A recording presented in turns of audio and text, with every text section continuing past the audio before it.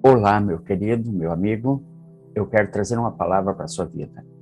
Eu creio que é importante para você, em primeiro lugar, porque nós precisamos de Deus. Nós precisamos ser impactados por Ele. Nós precisamos ser modificados, ser amplificados pelo seu poder.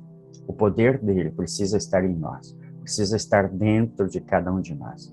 E por isso, então, nós precisamos receber mais daquilo que Ele tem, mais daquilo que Ele pode potencializar dentro de nós, porque nós precisamos criar uma identidade em Deus. Eu preciso ter uma identidade de filho quando nós nascemos de novo, quando nós vemos a Cristo, quando nós nos entregamos para Ele, nós nos tornamos filhos de Deus. Nós quebramos um pacto que tínhamos lá no passado, quando houve uma legalidade de pecado sobre o primeiro homem existente na face humana.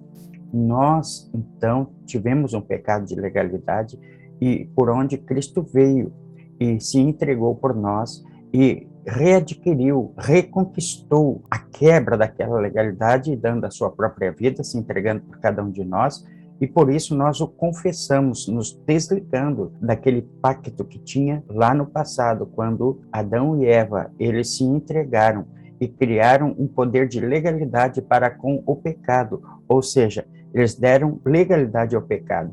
E por isso, então, o pecado foi transmitido para todas as pessoas. Por isso que nós temos que fazer aquela oração de quebra dessa legalidade para receber a graça do Senhor Jesus sobre as nossas vidas. E isso é muito importante para cada um de nós. Nós confessarmos Jesus como Senhor para quebrar toda a maldição, toda a morte, todo o pecado original. Nós não somos pecadores porque nós pecamos. Somos pecadores porque houve uma essência de pecado lá atrás, por onde todas as pessoas se tornaram pecadoras. Então, por isso que cada homem, cada ser humano precisa quebrar esse laço, esse vínculo do seu passado antigo de legalidade de pecado e receber aquele que, de fato, quebrou toda a legalidade de pecado sobre as nossas vidas.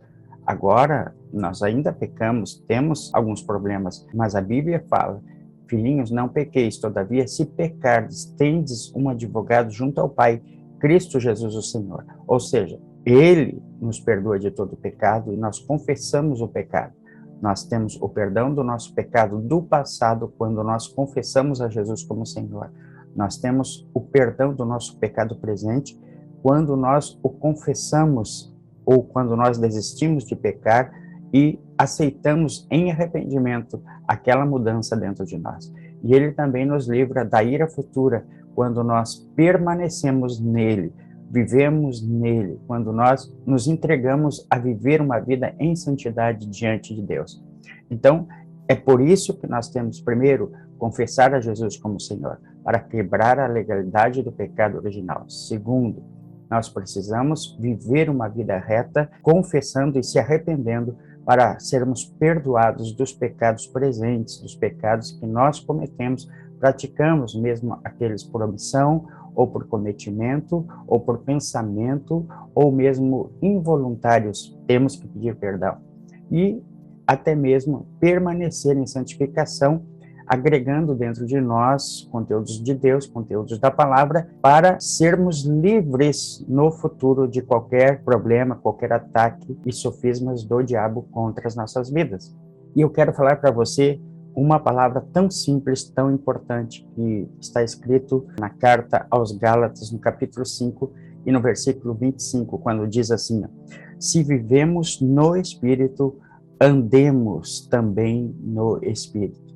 Se vivemos no Espírito, andemos também no Espírito. Há uma recomendação muito clara aqui para nós andarmos nesse Espírito. Viver significa que eu decidi por Cristo e agora eu ando nele. Eu pratico a palavra de Deus. Agora eu desisti do mundo, uma vez que eu desisti do mundo, eu desisti do meu pecado, eu quebrei a legalidade de pecado que havia em Adão, e agora eu sou uma nova criatura, eu sou uma pessoa salva, eu decidi ter uma vida com Deus, agora eu começo a andar, eu começo a praticar tudo aquilo que a palavra de Deus me recomenda para me tornar um cidadão do céu, ou para ter um comportamento igual àqueles que andam no céu.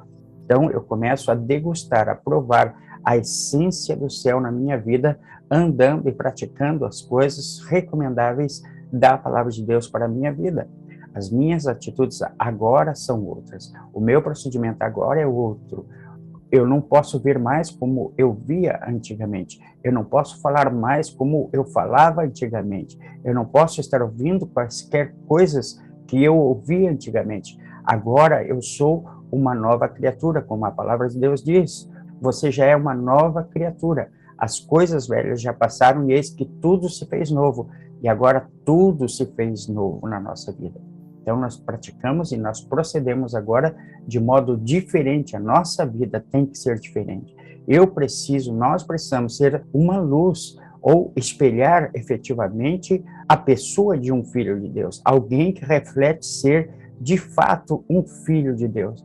Não é porque existe o pecado que eu possa estar pecando que eu tenho a permissão de viver no pecado. Eu tenho que fazer e reconsiderar o fato de que eu tenho que me arrepender de práticas para que, então, eu seja novamente perdoado. Ele nos perdoou do pecado original, da quebra da legalidade do pecado, mas agora nós temos as práticas que ainda precisam de remissão, ainda precisam de que o sangue de Jesus Cristo nos purifique desses pecados, os pecados que são tidos ou são obtidos ou são praticados durante a nossa jornada, durante a nossa vida aqui na Terra. Então, eu quero dizer que se nós vivemos agora no Espírito, se nós temos uma identidade cristã, nós temos que andar, então, nas práticas espirituais. E é isso que eu estou convidando você. Por quê? Porque a Bíblia diz lá em Romanos capítulo 8, versículo 1, portanto, agora nenhuma condenação há para os que estão em Cristo Jesus e que não andam segundo a carne, mas segundo o Espírito. Então, nós passamos a andar segundo o Espírito. Nós desistimos do pecado da nossa carne. Nós paramos de alimentar, de ostentar, da altivez, da prepotência, do orgulho, de tantas coisas que são práticas da nossa carne. E nós começamos a permitir e a assimilar as coisas que são do Espírito, a renunciar, a viver uma vida em retidão diante de Deus. Então, a condenação já não impera mais, ela vai imperar ainda em cima das práticas que são erradas. Ela vai continuar, ou seja, algumas coisas que nós cometemos podem ter resultados negativos. A Bíblia diz lá em Gálatas capítulo 6, versículo 7, que de Deus não se zomba. Aquilo que o homem semear, isto também se fará. Ou seja, é possível que ainda, pelos cometimentos que as pessoas têm, pelas práticas ou alguns pecados que elas fazem, elas vão ter consequências nas suas vidas. Por quê? Porque elas semearam na sua carne. Então, hoje nós temos que pedir a misericórdia do Senhor sobre as nossas vidas por práticas que fizemos e que refletiram no nosso corpo, para que Ele nos cure, para que Ele nos renove, para que tire de nós todo o quadro que estava quando nós praticávamos pecado e os pecados que eventualmente possamos praticar, mas que precisam ser regenerados e não refletir nenhuma maldição, nenhum traço da semeadura na nossa vida, no nome de Jesus. Então, esta palavra, a condenação se foi a partir do momento que eu decidi viver uma vida andando no Espírito Santo. A Bíblia fala que nenhuma condenação há para os que estão em Cristo Jesus, e que não andam mais segundo a sua carne, mas segundo o Espírito. É bem claro. As minhas práticas, elas não podem ser mais pautadas segundo a minha carne, segundo os meus procedimentos, segundo os meus caprichos, segundo as minhas vontades. Ele está dizendo que eu preciso andar segundo o Espírito Santo. A palavra aqui está muito clara, mas andam segundo o Espírito, não segundo a sua carne. Este é o texto bíblico. E a palavra de Deus, ela ainda reforça na primeira epístola de João, no capítulo 1 e versículo 7, diz assim: mas se andarmos na luz, como Ele na luz está, temos comunhão uns com os outros, e o sangue de Jesus Cristo, seu Filho, nos purifica de todo pecado. Ou seja, para que haja uma remissão, para que haja uma limpeza na minha vida, para que haja um perdão dos meus pecados, das práticas que eventualmente eu venha fazer ou alguém venha fazer, eu preciso me arrepender, eu preciso andar para a luz. A Bíblia fala aqui, mas se andarmos na luz, como Ele, como Jesus na luz está, então eu tenho comunhão uns com os outros e o sangue de Jesus Cristo me purifica de todo o pecado. Ou seja, se eu andar com Ele na luz, né, como o texto de Gálatas 5:25 expressou, ele diz assim, se nós vivermos no Espírito, andemos também no Espírito. E aqui, no texto de 1 João, capítulo 1, versículo 7, ele está dizendo, mas se andarmos na luz, como Ele na luz está, então eu preciso andar na luz. E quem anda na luz, ele fica impossibilitado de cometer pecado. Ele fica impossibilitado de esconder a sua nudez, as suas manchas, as suas sequelas, os seus problemas, as suas dificuldades. Ela é vista, ela é percebida, e quando percebida, então vem a necessidade de purificação, de perdão daqueles pecados. E o sangue de Jesus Cristo, seu Filho, purifica de todo o pecado, vai purificar aquela vida, vai perdoar, vai remir aquela vida que eventualmente tenha tido pecados. Mas a nossa prática, a recomendação bíblica é para andarmos na luz, é para termos práticas coerentes com relação à vida no Espírito. Como o livro do pastor David nós aprendemos, o andar no Espírito, o andar no poder. Nós precisamos andar no Espírito, ou seja, andar em tudo aquilo que o Espírito é e faz, viver aquilo que o Espírito Santo pratica, e é isso que nós nos empenhamos, e quando não sabemos, então somos passivos de estarmos vivendo uma vida em trevas, uma vida fora do contexto daquilo que Deus quer que nós venhamos viver, e é isso que eu recomendo para você.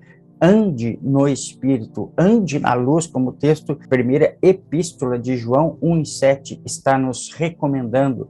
Mas se andarmos na luz, como Ele na luz está, temos comunhão uns com os outros, e o sangue de Jesus Cristo, o seu Filho, nos purifica de todo o pecado. Ele me purifica, Ele te limpa, Ele te regenera, Ele te perdoa, Ele sara as tuas enfermidades, Ele cura o teu interior, Ele traz a provisão para a sua vida. Quando nós andamos na luz, quando eu e você decidimos viver na luz, andarmos com Ele, andarmos com Cristo, andarmos com o Espírito Santo, Ele diz aqui, a palavra de Deus nos recomenda que Ele nos purifica de todo pecado, de toda iniquidade, de toda injustiça. Ele nos purifica. É a palavra, é o que a palavra diz. Portanto, agora, nenhuma condenação há para os que estão em Cristo Jesus e que não andam segundo a sua carne, mas andam segundo o Espírito. Então, nós somos livres quando andamos no Espírito Santo. Eu recomendo, ande nas práticas do Espírito Santo. Pratique os pilares da oração, como a oração em línguas, como a prática da confissão da palavra de Deus, como a meditação, a assimilação dessa palavra, o jejum, a adoração. Comece a viver estes pilares e os teus frutos, as tuas práticas se transformarão. Os frutos do Espírito Santo se tornarão visíveis na sua vida.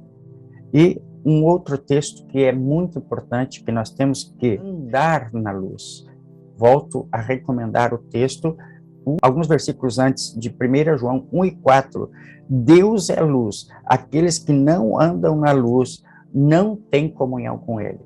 Então, Deus é luz, aqueles que não andam na luz não têm comunhão com Ele. Ou seja, se não tem comunhão, não tem relação com Deus. Não tem nada de participação no reino de Deus, não é um filho de Deus, ou não desfruta das bênçãos ou das promessas de Deus. É preciso andar na luz, é preciso andar com Ele, é preciso andar no Espírito Santo, porque ninguém sozinho consegue andar com Deus. É preciso andar com o Espírito Santo. E andando com o Espírito Santo, você anda com Deus, porque Deus, através do Espírito Santo, nos habilita, nos possibilita a termos este contato direto com Deus. Esta é a minha recomendação para você. Então, mais um texto bíblico que Jesus disse sobre andar. É uma necessidade andar. Eu preciso andar no Espírito Santo. Por quê? Porque Jesus disse lá em São João, capítulo 14, versículo 6, ele disse assim: eu sou o caminho, a verdade e a vida, e ninguém vem ao Pai senão por mim.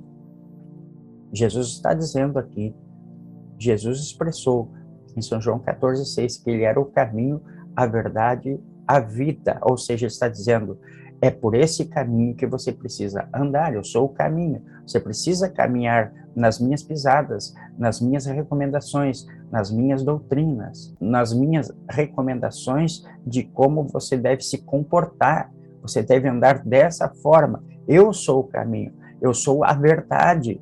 Eu tenho a verdade, não a verdade que o mundo tem, não aquilo que as pessoas sugerem, não aquilo que a evolução social está recomendando para você. Eu sou a verdade, eu sou o caminho, é nesse caminho que você vai andar. Eu sou a verdade, eu tenho o conteúdo real, o conteúdo verdadeiro para a sua vida.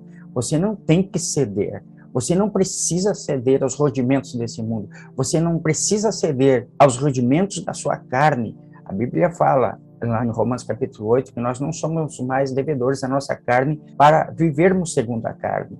Então, como esse texto aqui, eu sou o caminho, eu sou a verdade, então eu não preciso aceitar, fomentar os desejos da minha carne e nem desejar o que o mundo está oferecendo para você ou para mim. Eu não devo aceitar, porque Jesus, quando eu ando na luz, eu ando no caminho dele.